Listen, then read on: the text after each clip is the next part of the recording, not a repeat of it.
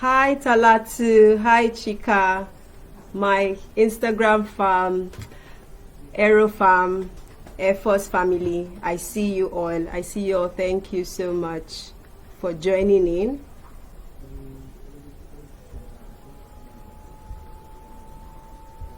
Okay, all right. So that means we are up.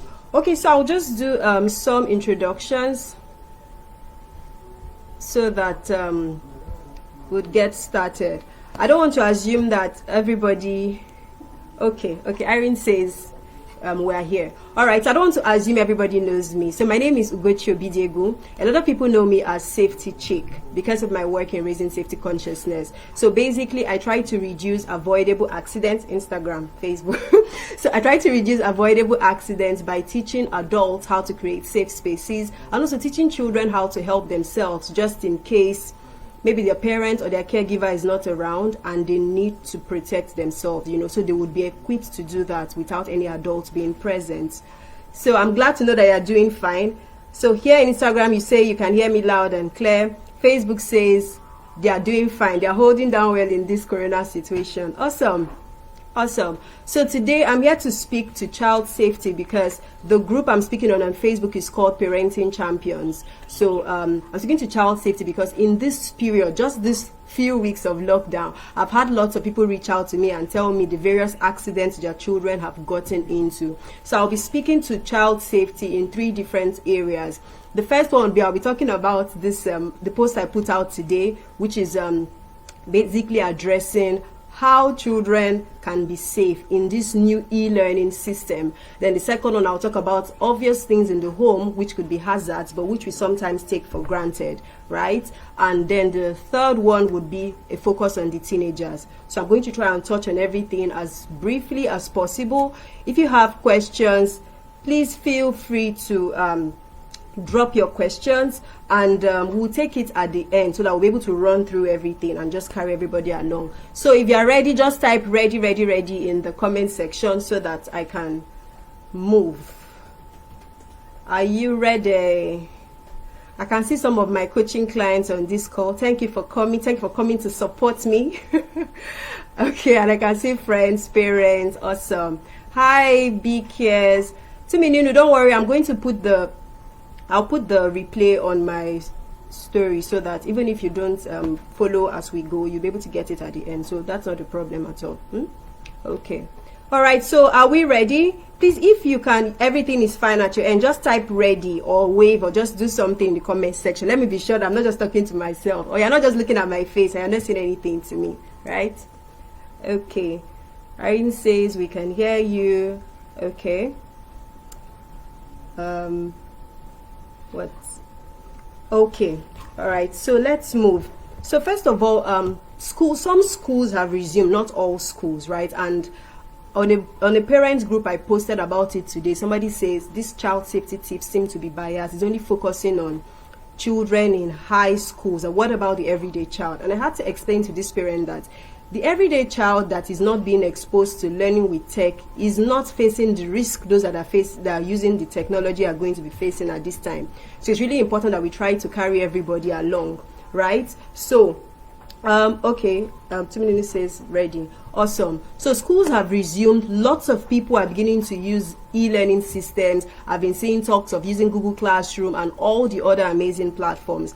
That is fine. It's okay. So kudos to all the schools that are ensuring that they bring some semblance of normalcy to these times. Kudos to all the parents who have tried to create a convenient environment for their children to study. Because one of the major things I kept seeing on a lot of posts that went around yesterday was the children were so happy to see their classmates. There's something about eye contact, being able to discuss with your friends face to face, right? And that was really helpful to them. But there was something I noticed. Almost every parent, hi Adiri, hi Tolusha. So almost everyone who came on that, who shared pictures or videos on social media, it's either the children were using their parents' workstation or they were using the dining table area. It was very rare to see pictures of children using children furniture for this sort of school setting in the home. And now that's a problem because let's use the dining table or the dining area as an example. when we go to eat at the dining table area, we are not spending 6 hours or 8 hours there. We are not. We are probably just spending a few minutes to eat and then we are off. Now imagine putting a child in that position for long hours and the child has to work. Bearing in mind that when you were most likely choosing your dining table area, you were not choosing the seat for, a place of relaxation, as it were, right? And again, because the size of children is smaller than that of adults, most furniture in the homes do not suit the size of the child and the age of the child. So when you are not putting a child in this dining table area, or you are using your adult workstation, you're giving it to your child to use for class, you would see that at some point something's got to give, because this child is sitting on a chair that is not comfortable. At some point they begin to bend, they begin to twist. There's just so much that begins to go on, and they are going to be there for hours. So this means their posture is going to eventually get affected, and we do not want musculoskeletal disorders. So I shared a post earlier today on Instagram and on Facebook calling attention to some key areas that every parent should bear in mind when they are trying to create a safe classroom station in the home. And so the first point there is choice of furniture. So yes, I've explained about how the dining area is and how your own adult workstation is. In safety, we call it ergonomics. Ergonomics has to do with the fit of a human being to a machine or to a work area. So if you're giving a really small space to somebody that is really huge, it will cause problems. If you're giving a space that is moderate to somebody that is really tiny, it's also a problem. So it always has to suit the human being who is going to work within that space. So when we're trying to choose furniture for children for this situation now, I mean, this is a sense of normalcy that we're trying to create, we need to bear in mind that there is a furniture that is age appropriate. So I understand everybody is managing their resources now. You're trying not to spend too much, so maybe you cannot order a set of furniture that suits your child's age, but you can ask yourself, what can I improvise? Something as little as having a throw pillow that you can put at your child's back can help the lower back to rest, and then there is no pain eventually. Do you see?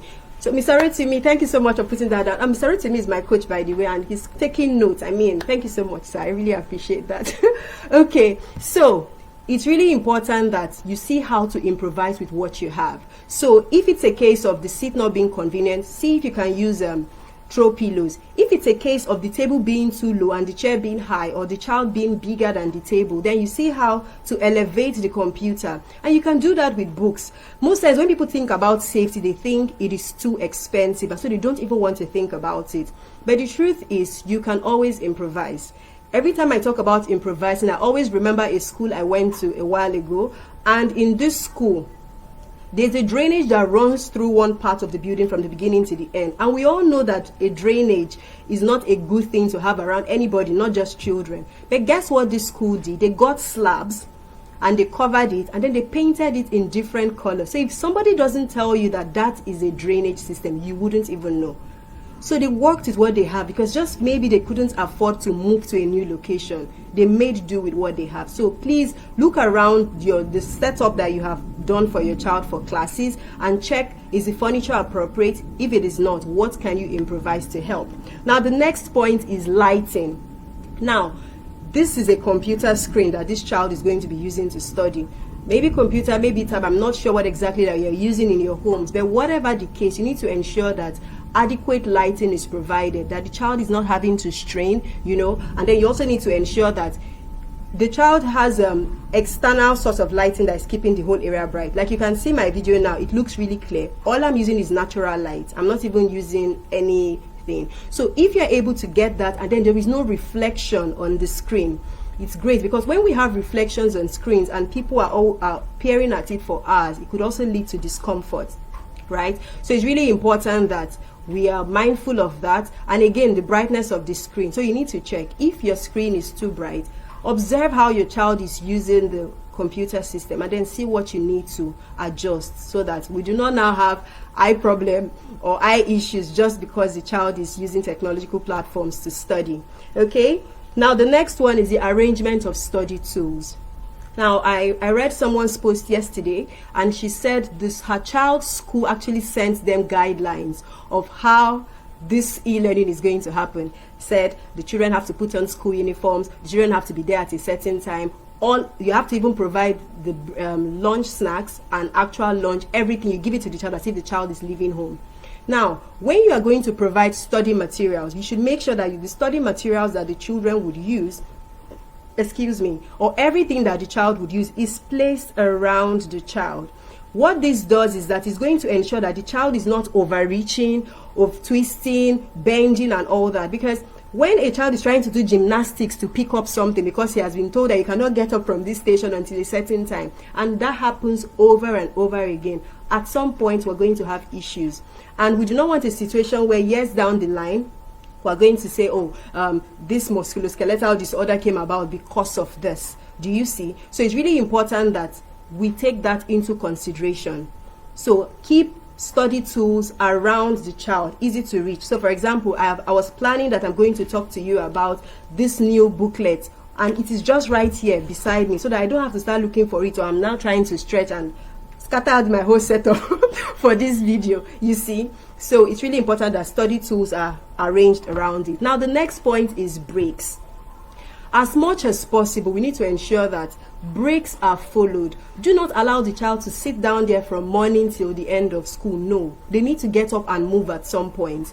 Now, you might have some children that they're not really the type that want to move all around the place and all that. As the parent watching this, you need to ensure that they get up and move. Just stretch their legs a bit, flex a bit, even if they don't really want to play, but they need to get up from that workstation. And this is also a tip for adults. If you are working from your home workstation, you need to ensure that from time to time, build it into your activities that you are going to get up, move.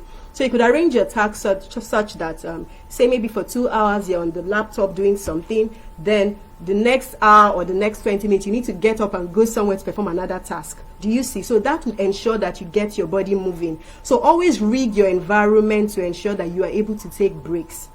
Because one of the things that is a challenge in health and safety is when people are in a particular position for long periods, exposure over a long period of time is one of the things that could cause issues for them down the line. And so you need to be sure that breaks happen.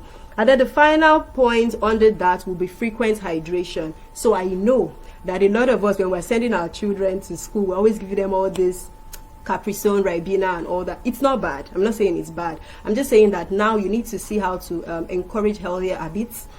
A lot of you have mentioned, I've seen posts on social media where people are saying that the children are eating a lot at this time. So we need to encourage healthier eating habits and ensure that they drink more water. So make sure that their water bottle is filled up. My own is even here, so that when I get thirsty, I will drink. So ensure that water is always around the workstation so that they can take sips from time to time. Now, I've had to mention these ones under here because I realized that it's very easy for us to say, oh, we want to safeguard against online threats, and then we take care of that. But we're not thinking about the furniture and the other things. So we'll still talk about online safety when I get to the parts for teenagers. But just so you know, the major things here are furniture choice, lighting, arrangement of your study tools, breaks, and frequent hydration. These are the child safety tips that would ensure that your child that is going through e-learning at this point is okay. All right. Yes, thank you, sir. You're doing a great job. Okay, so now let's move on to the next thing. The next thing will now be, what are the things we have present in the home? What's the time? Okay, what are the things we have present in the home that could cause accidents and which we sometimes take for granted? Now, these things, they look normal. They are part of everyday life. But the truth is, if we do not check them out, if we do not assess them critically, we wouldn't even know that it's a problem waiting to happen. So I always say, when we have this kind of conversations, when you learn this kind of things, then you need to look at your house objectively. Nobody is going to flog you for whatever is going wrong there, but just look at it objectively and then see, what can I begin to change? What can I begin to improvise? So the first point here I'll be talking about is burglary proof. So some weeks ago, I saw a video on Instagram where a child went to the stairs in the house. Apparently this house is a duplex, and then he put his head through the burglary proof on the stairs, the stair rails, and then he starts screaming and screaming. Apparently one of the aunties was recording the whole thing, and so the mom just goes, removes his head and moves away. And guess what the boy does? He goes back and he puts it in there again, and then he starts shouting again. Do you see? So sometimes children are bored and they want to play around, and then they're just looking for anything possible, anything that is around. They just want to play with it, right? So they you need to see that when you are buying burglary proof, try to buy the ones with smaller holes, because that reduces the chance of them attempting to put their heads and all that. Most times we are buying burglary proof because it looks beautiful, it looks tech. Not a problem, but we need to always ensure that when we're buying things, we should always look at the safety component, not just the beauty, the aesthetics part of it. Okay, so that's burglary proof. And well, in our Nigerian homes, sometimes you cannot rule out having burglary proof because of the security situation, but you can do something about it by creating barriers. So let's say you are in a home where you're not the one that built it, so of course you can't start changing the furniture. That's okay. Remember what I keep saying, improvise. Improvise to suit your exact context. Now the next point here will be trailing cables. Now this one, almost everybody is guilty of it. You know that thing you do where you are seated somewhere, your laptop is plugged in Jerusalem, and then you are seated at Jericho, and you're forgetting that people are going to move about. When you have children around the home, most times they are not walking, they are running, or they are just not paying full attention. If the trailing cable is on a walkway, at some point, if somebody is not paying attention, the person is going to trip. So it's really important that you always keep trailing cables away from walkways as much as possible, right? So trailing cables could be extension, they're cut from extension socket, it could be from laptops, or you all know the devices we have in our various homes. That is why when you go to public spaces and you see them, they try to put the wires by the walls, because they know that for you to go there and fall, you went to go and look for something. You went to look for something, So it's really important that you take it away from walkways. Now, the next point would be, what is the location of your gas cylinder? So, some weeks ago, I was interviewing one of my guests on my podcast, and she mentioned how she left home. She left home to, she and her husband stepped out. They were going somewhere. But then I think they remembered something and they came back into the house. Guess what? Everywhere was smelling of fumes, gas cylinder fumes. And they went to the kitchen and they saw that the gas cooker was turned on, but there was no light. And something was apparently cooking before the light went off. So they called the maid and said, what's going on? You left it on. She said, I'm cooking. I said, okay, she's now going to get the matchbox to strike the match. So they had to scream and get it from her, and they had to now sit her down and start teaching her about the implications of striking a match when there has been exposure of fumes in a particular environment. Why am I mentioning this? Many of us, our gas cylinders are inside the kitchen with us. Now, that might not be totally your fault, because maybe the house you live in, they didn't make any provision for a balcony at the kitchen area, and maybe you are on the second floor. Of course, you may not be able to do the connection, right? That's understandable, but you need to ask yourself, if the system I'm living in, the home I'm living in, has been rigged in a way not to ensure I make safe decisions, how can I improvise? I know a family that has their gas cylinder right inside their kitchen, and what the rule is, once you are done cooking, you're not only turning off the gas cooker, you're also turning off the gas cylinder, because they can't put the gas cylinder outside because of the way the house is built. But they've now seen that, okay, we need to improvise so that this does not cause problems for us.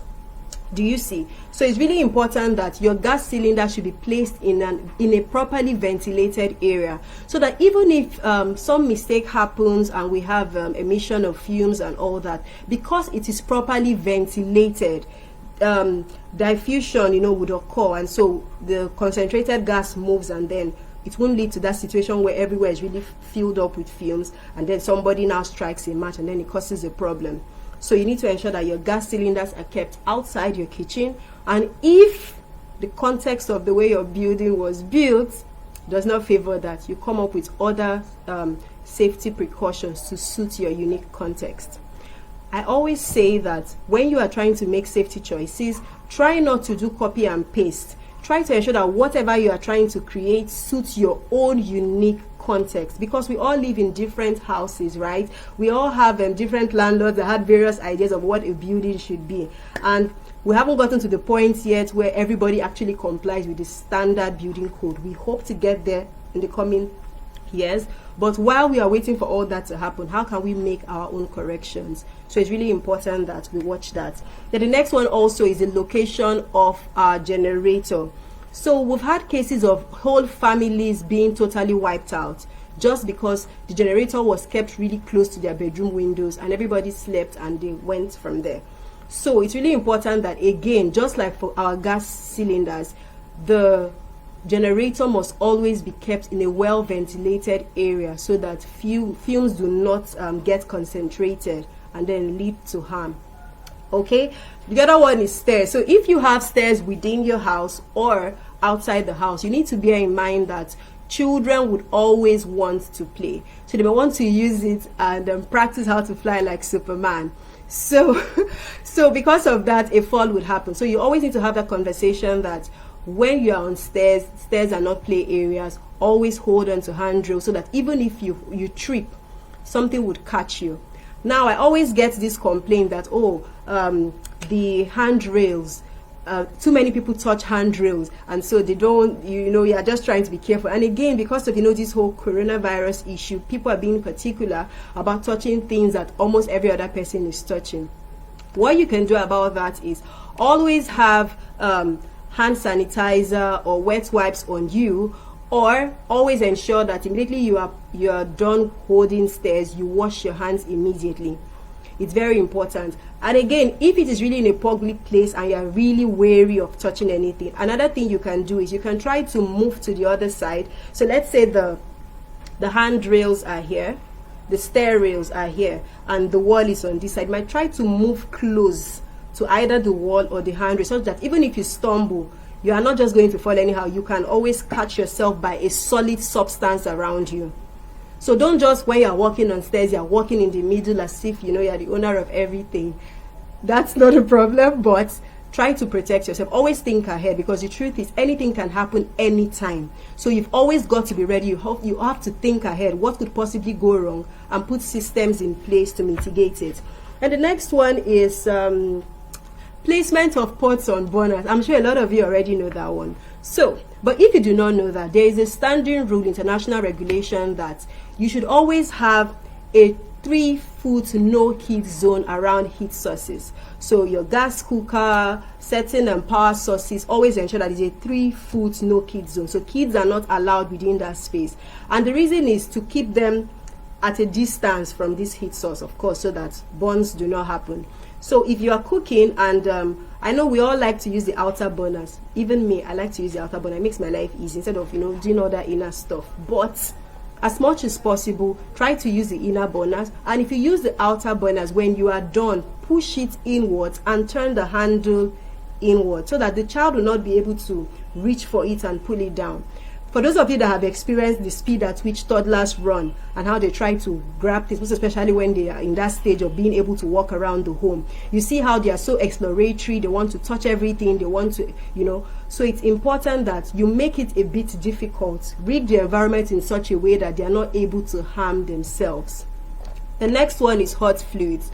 Hot fluids are they are one of the top suspects of accidents affecting children in the home. So whether it's hot water, hot tea, hot soup, many times lots of children keep on having this particular accident, because when children see a cup, what they assume is water. So they don't know whether fumes are coming out and it's hot water. No, all they see is a cup, and they have associated cups, bottles with water. So you should always ensure that when you have hot fluids are kept in the right receptacles, not just anything. We had a situation in my family so many years ago where an auntie poured hot water in a stainless cup, and then she kept it at the top of the cabinet, and one of my younger brothers saw this stainless cup. Everybody knows stainless cup now. That time it was the rage. So he just reached for it, and when he reached for it, because it was hot, he left it, and the thing just spilled on him like this. My mom had to spend nights in ER, before that was managed. So it's really important that hot fluids are kept in correct receptacles, and they are kept away from edges, table edges, and all those edges. Push them inside. Again, when you know that hot fluid is going to be somewhere, make sure that there is no tablecloth, because children can pull at a tablecloth, and when they pull at it, everything comes with it. So ensure that you keep hot fluids out of their reach. Put them in correct receptacles, most especially the ones where they can't feel the heat. When they touch it, they can't feel the heat. And then containers should be spill proof, so always cover it as much as possible. Then there's something some of us do where you're carrying a baby and then you're also carrying hot fluid. Mistake is going to happen, and in a bit to protect one, you might end up doing the thing you're not supposed to do, right? So please always ensure that you choose one, hot drink or the child. You have to be really careful about that. Next one is floor types. Again, just with the example of the burglary proof, some of us choose floor types because they look so beautiful, forgetting that you need something that can catch you and you don't fall, maybe because you're wearing wrong shoes or because there is water on the floor. So as I'm speaking now, I want you to begin to scan your home in your mind's eye. What are the things that could possibly go wrong? Okay, so in the case of this floor type, if again you're not the one that built the house and you can't start changing the floor, what you can do is you can use them floor coverings. So rugs, carpets are great. Many accidents that have happened in the home due to falls happen in the bathroom. So most of us do not, you just finished having your bath, your leg is wet, and then you're putting it on a floor that is not good with water. Somebody's going to fall. So you have to improvise with floor covering so that it will catch you. There's grip. Then the next one is lotions, cosmetics, medicine, and cleaning fluids. I lumped this together in one category because these ones look colorful. Most of them smell fruity. They sort of call the attention of the child, so it's really important that we keep these things out of reach. Some medicine looks so beautiful that the children think this is candy. Some lip gloss are smelling like strawberry and the children want to taste it. So as much as possible, always keep these things out of their reach. Okay, the next one is sharp utensils. Now this one, almost all of us, we know it. Keep your utensils out of reach at a height, or if they're going to be in cabinet, always ensure that those cabinets are locked. Because if you are the type that you have these beautiful kitchen utensils that the handles are so colorful, when children get bored, they begin to go around the house, they're opening cabinets, they're checking for things to play with. And when they find it, they might want to, try their luck. So we need to ensure that these things are kept out of their reach. The next one is stuffed animals. I like to talk about stuffed animals because sometimes that tends to be ignored. But it is actually something that has caused the death of lots of babies, not just even outside the country, even here in Nigeria. So stuffed animals are not a bad thing. They're beautiful. You want your child to cuddle with it, awesome. But you must always ensure that you take certain things into consideration. The age of the child, the size of the child, the size of the stuffed animal, and then the position. So age of the child. If the child is too small, right, the child is still very little and the stuffed animal is really big, if it falls on this child and maybe you stepped out to ease yourself or to do something in the kitchen, within minutes a lot can go wrong. So it's important that you're mindful of the size, also the position. Keep it at some people would keep theirs at a corner, but we have cases where you see babies lying down and these stuffed animals are beside the babies. Again, it could lead to suffocation because maybe the child is not able to get enough air to breathe. So please always keep the stuffed animals away from reach, maybe at the corners of the cot, but we usually advise for it to be stuffed animals that dangle, so such that the child can see it, right, but it's out of reach. It's not really causing any problem whatsoever to the child. But warning about dangling apparatus again is you do not try not to use something that has K-leg, like we would say in Nigeria, right? Try not to use something that is faulty. Ensure it is working properly. And if you think that's too out of reach, then get a smaller one that is not going to block your child from being able to breathe. So I've tried to run through so much so quickly because I know that I want to give opportunities for people to ask questions, and we still have one more area to touch. So key point here is you always need to consider the context of your home when choosing a a safety system. Don't just do something because another person is doing it. So by the end of this video, I would like everybody to walk around their house. Just look around. Oh, what is this? Could this be a hazard? And by hazard is anything with a potential to cause harm. So you ask yourself, could this be a hazard? How else can I rearrange this space so that nothing goes wrong? What can I do? What can I change? Make sure it suits your unique context. The next one is you need to ensure that you have boundaries. So it's possible that you've seen now that there are certain things around the home that could cause harm to your children. So you need to create boundaries and tell the children why these boundaries are being created. You see, sometimes we're telling children, don't do this because I said it, forgetting that they are curious, they are exploratory in nature, and so they'll be thinking, okay, why did she say so? And they want to try. But when we speak to them like people who understand, okay, so if you do this, this is what would happen. To some extent, they're able to see the effects and consequences, right? So let's not just say, do this because I said so. Let's try to ensure that we give them room to understand why we are giving them certain rules and regulations. Then communicate. Once you've looked around the home, you have seen where your challenges are, you've tried to manage the situation, create boundaries, put systems in place, you must communicate it to all stakeholders. And by stakeholders, it means even when some visitors are going to come, maybe for sleepovers, or your caregivers, the children themselves, the parents, everybody needs to be on board the safety plan in that house. Because if you are the only one that knows what your safety plan is, what happens the day you are not there and then something is about to go wrong? Do you see? So it's really important that you must communicate to all stakeholders. Let them know, so in this house, this is our family safety plan. This is what we do in this situation. This is what is expected. If so and so were to happen, this is who we are going to call. If so and so were to happen, this is the alternative action to take. We have the conversation, make it as simple as possible. And when we try to have it in a way that it's like a little family meeting that is interesting, everybody is carried along, and they don't feel that burden of learning because you've tried to make the activity fun. I don't know how many of you saw my post some weeks ago where I shared about a fire safety plan, and I said you could actually have it as a weekend task with your children, then use colorful crayons, and it could be pasted somewhere in the house. Those kind of activities make it fun. So children do not see safety as something that is just out of this world. They see it as something that should be incorporated into day-to-day life. Okay? Then it's really important that you review your home periodically. So what do I mean? So let's say you had this fantastic safety plan that is working in your home, and then you decided, oh, we now have some extra money and we want to introduce pets into our home. You need to ask yourself, what hazard is this pet going to introduce into the home? How can we put control measures in place to mitigate it? Do you see? So that you are not bringing in something that is going to cause more problems for you.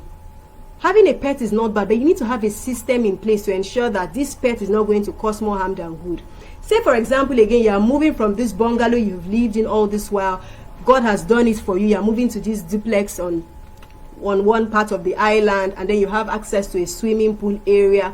Awesome. But you need to ask yourself, so now we have a swimming pool, we didn't have it before. What hazard does this swimming pool bring to this family? Bearing in mind that children can drown if they are unattended to. Then you set your rules, set your family plans around that, and communicate it to everybody. So as you review your home from time to time and you make necessary changes, you begin to see that, okay, some things worked, some things did not work. And then you now make necessary changes to ensure that at every point in time, every member of that family is safe. All right, so now let's move quickly to teenagers. What are the major concerns? Because some people might be on this call and maybe you don't have toddlers, you don't have the smaller kids. What you have is teenagers. So what are the major safety concerns for teenagers in this period? Knowing that everybody now has enough time on their hands. So the first one is alcohol and drug abuse. So if you are a parent that has alcohol in your home and you have it in some of these cabinets, when children get bored, they begin to look around the house. So when they're opening all these cabinets and they find it, they might want to try.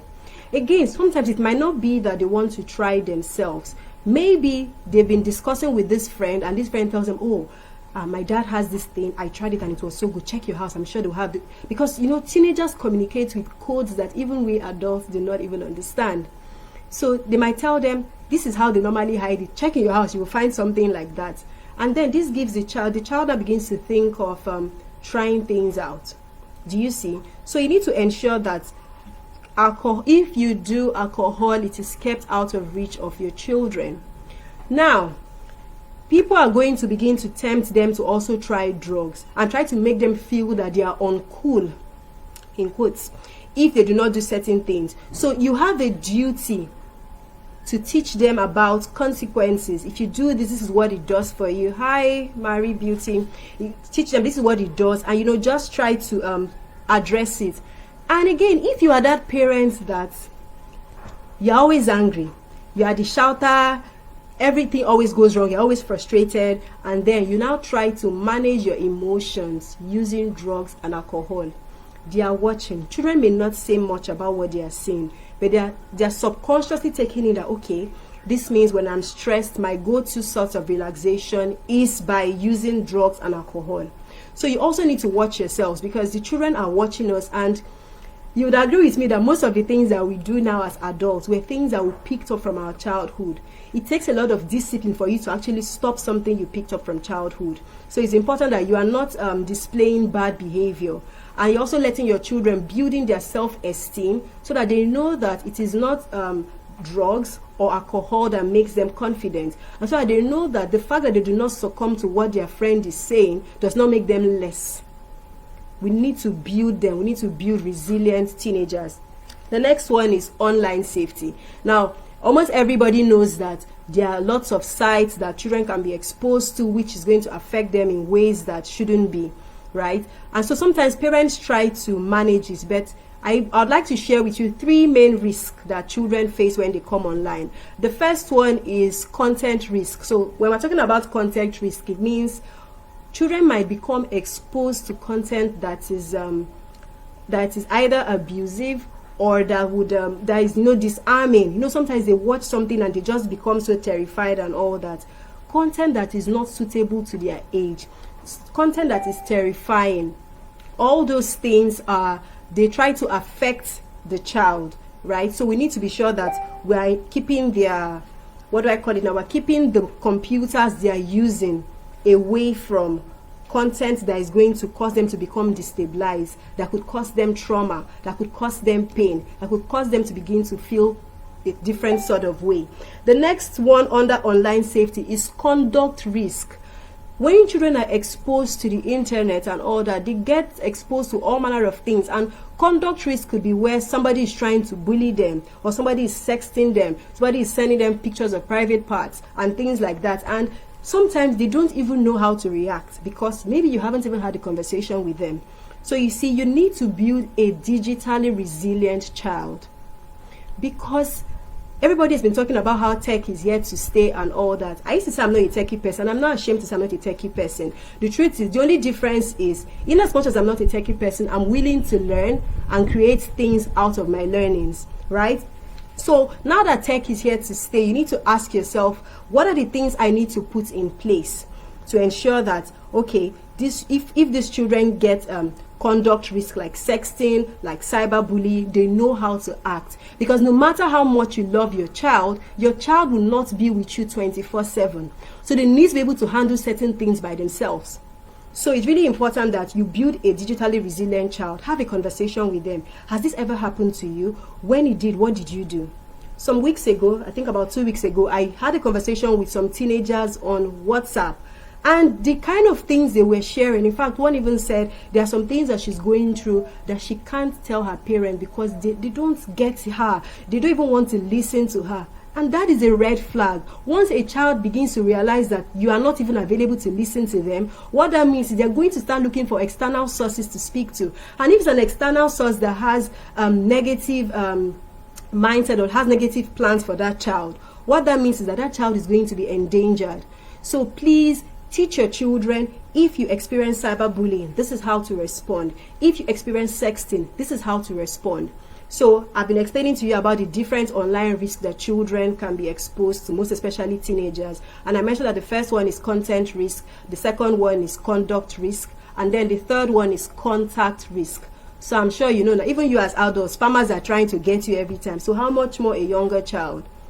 And sometimes they may not really understand that, oh, there are some links they shouldn't click on. So people are trying to get into the phones or the devices of these younger kids because they know that through them a lot can go wrong. I'm smiling because I just remembered a picture I saw on Instagram some days ago where Amazon showed up at someone's house with a full load of gifts that this little girl had ordered online without her parents' knowledge. Do you see? So that means they didn't put the necessary things in place on that mobile device, and the child just went on a shopping spree. So imagine if that child had gotten in contact with maybe a spammer.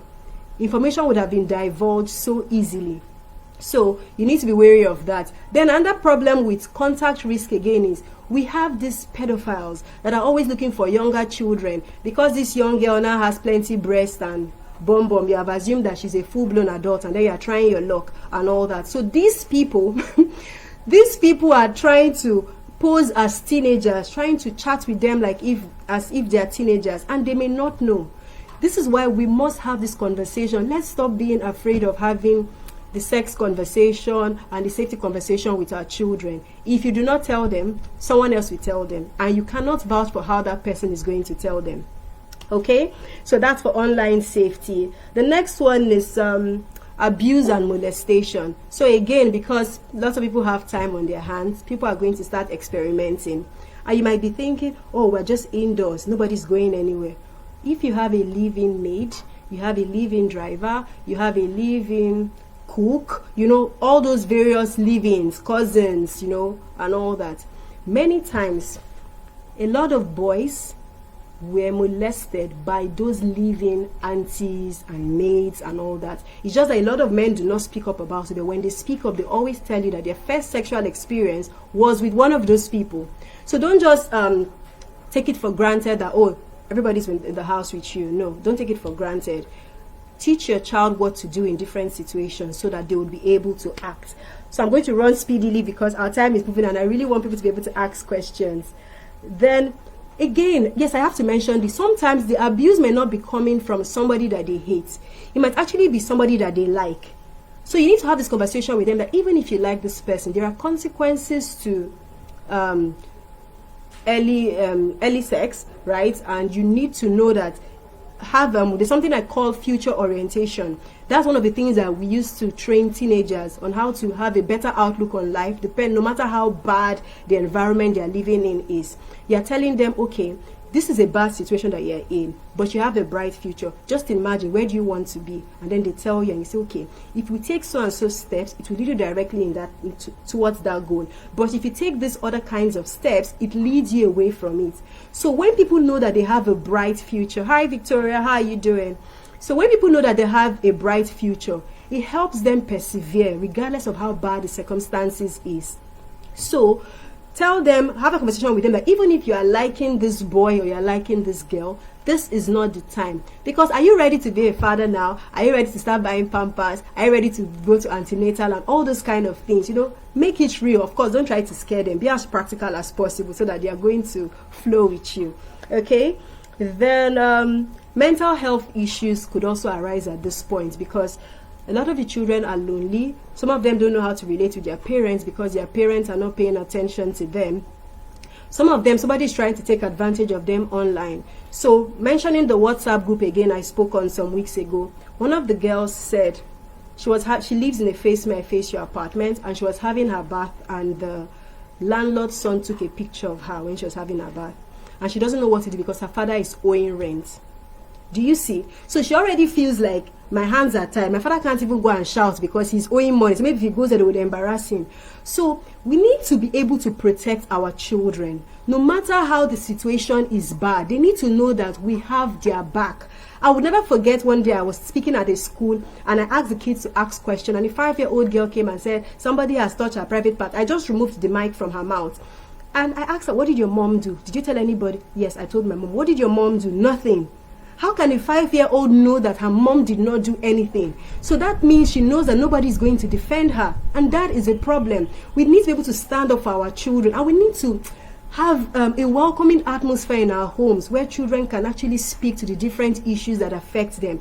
Many people can't talk to their fathers, they can't talk to their mom because they feel, oh, she doesn't have my time, oh, she doesn't get it. No, it shouldn't be. And that's why I shared some weeks ago about some of the activities that parents can begin to do with their children to create bonding experiences.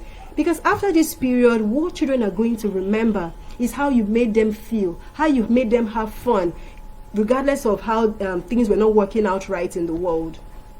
I still posted on my WhatsApp status some days ago that I missed my mom, because my mom is this very fun and interesting person. I can imagine if she was still alive and she was here, this lockdown would have been a bond. Not like it's not fine as it is, but you get, it would have been more fun, you know. So please create a welcoming atmosphere in your home.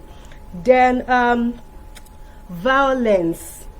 Teach children, teach young people that the solution to every problem is not blows. There are other ways to manage conflict without fighting. So this is the time to teach them better negotiation skills, so that if somebody hurts them, they can choose to walk away. When they are much calmer, then they can have a conversation. You know, we need to teach them these things, because truly it is what we put in them now that they are going to grow with. And again, if they observe us and the way we are managing our own issues in the home is not palatable, they are going to copy it, and it's a ripple effect. They now take it out on their future boyfriends and girlfriends, and then the cycle just continues that way. So we have a role to play in ensuring that our children are safe by having conversations with them, by being observant of our own environment, making sure that we have put structures in place for them to be protected, and sharing from time to time.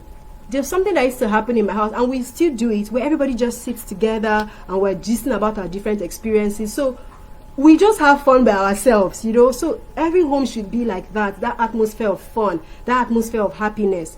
Because people are worried. We don't want these children to get into depression. Maybe they feel their friends do not like them, or they're not as cool as their friends, and then they're now in this home that is abusive, things are not working right, then they can't escape to school or to other outdoor activities. So it's a problem, and we don't want the suicide rates to increase. So please, as much as possible, try to make your home safe. So I'm just going to have to stop here so that we can get some questions. I hope this had, Dalton, I'm going to beat you. Focus on the content of this conversation. Okay, so I hope this has been a good one for everyone. Please share with me what are your top learnings. If you have questions, this is the time to ask, because we have 1 hour and I've used over how many minutes now? We have just 12 minutes left. That's just the summary.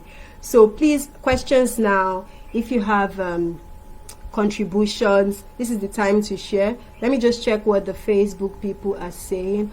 Oh, okay, well done, value. Oh, awesome. Thank you for sharing that. Instagrammers, any comment? Let me see. Hi Nathaniel, hi Bukola, hi Patrick. Is this you? Michael, my everybody. T-Band, how are you doing? Okay, so any questions, any contributions? Mr. Rotimi has done a fantastic job of giving us the notes right here on Instagram Live. Do we have questions? Contributions? It doesn't have to be questions, right? So contributions work also.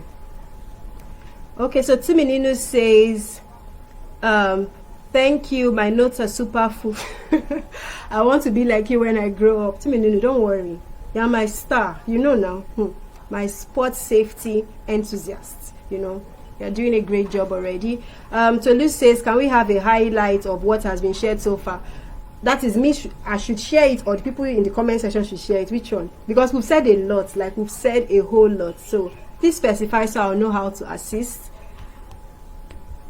Let me see, Facebook people. Princess, you are late. You know what I mean, right? I can see all your DMs. You are late. So we're going to talk when this one is over. Okay? I will get back to you very soon.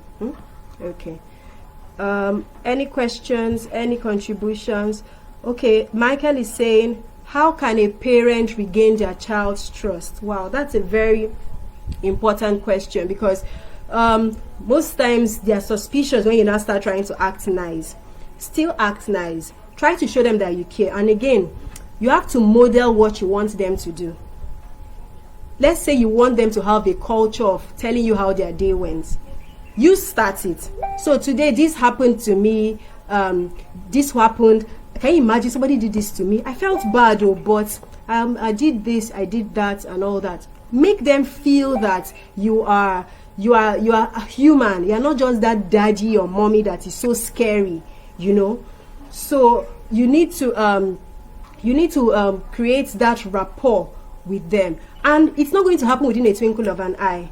That's the truth. You have to do it over and over again. Let them now see that you are genuine, and then over time they will come around. It's not going to happen within a twinkle of an eye, that's for sure, because teenagers sometimes are cynical about their parents, most especially when the parent has not been acting right from the beginning.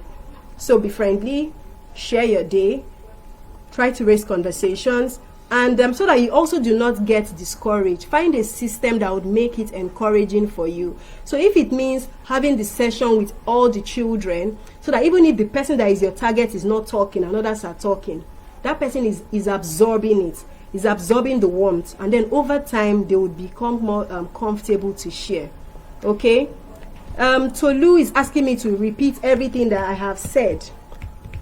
So because we'll be running out of time soon, I may not be able to do everything. I'll just do some summary, and then I would expect that since the replay is going to be on the story, you check it out and just pick everything. But we started with talking about how children can be safe in an e-learning system, and I mentioned 5 major points that would help parents to rig their learning environment to be safe for that child. And I said the first one is the child has to have good furniture. So don't just use your dining table or the adult workstation. If that is the only thing available, then try to make it comfortable for the child. The next one is lighting, adequate lighting, so that we do not now have eye problem issues because the child is trying to use your mobile device.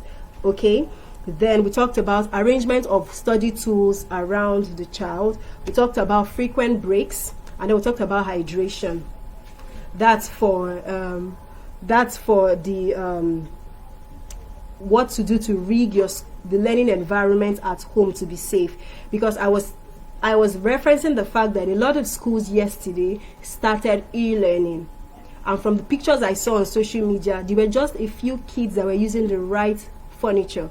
Almost everybody was improvising with the dining table area or the parent workstation. That is not enough. Okay. Then the next thing is we talked about the various hazards in the home, and I touched on a lot of things, burglary proof and all that, trailing cables, hot fluids and all. Then we now talked about safety concerns affecting teenagers in this period. And so that's just a major summary. This recording is going to be available, so you can always watch it again. And we had Mr. Rotimi taking notes, so you would even still see the point as you watch the video. Okay, Tolu, I hope that's okay with you. Then yes, so I have this story booklet I wrote for the coronavirus that is very small, so that children can learn about it, and it's absolutely free. It's available on www.thesafetychick.com. You can download it. It's available in English, it's available in French. Yesterday I got an email from a parent, and she says, I know you wrote that book for children, right? But even I had fun. I was just playing around with the maze. So I know you wrote it for children, but it's also beneficial to the adults. And that's because one of the ways I try to pass the safety message is to make it as interesting as possible, so that the children can relate. They have games to play with. So we've been able to disburse about 850 copies in different states, and then 150 is still going around this whole area. So if you can't have access to the physical copy, you can always download the soft copy online. It's free. If you have a printer at home, print it and allow your kids to play with it. And of course, when you share on social media, tag me and I will repost it. Okay, then what else? So do we have contributions, questions, or are we good? Okay, so I can see that we are good. We're doing well. We're doing well, Abby. Okay, so I've answered here, and I've answered here also. That's on Facebook also.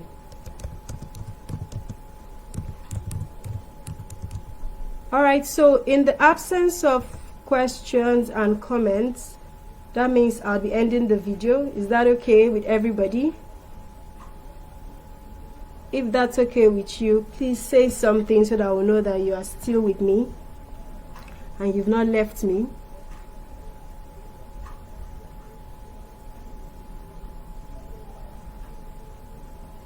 Okay, now this.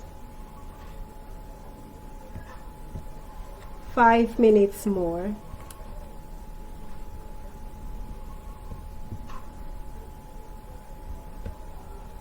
It is important. Okay, so, oh, Prudence, my AWEC colleague. It is important for parents to intentionally channel their kids in the right direction and to understand the power of choice. Absolutely. Absolutely. We need to create that sense of camaraderie, with our kids so that they know that they can always speak on any issue with us and that we are not going to judge. Now, even if as a parent your antennas want to start judging, just judge in your mind, but outside, look like you are not judging and just try to be as calm as possible. The reason my younger siblings can tell me anything is because growing up, I made them to be able to talk about anything and know that I won't kill them before they finish saying the first sentence.